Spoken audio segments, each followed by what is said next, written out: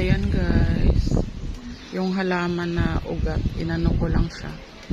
Inikot ko yung ugat kasi sobrang haba na. Yan, nilagyan ko siya ng laso, ng ribbon. Kaya yan siya.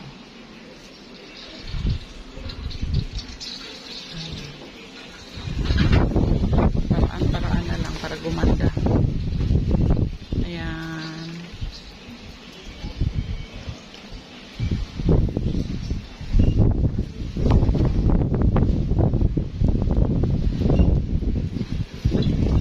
Maugat lang to. Ayan, inikot-ikot ko lang.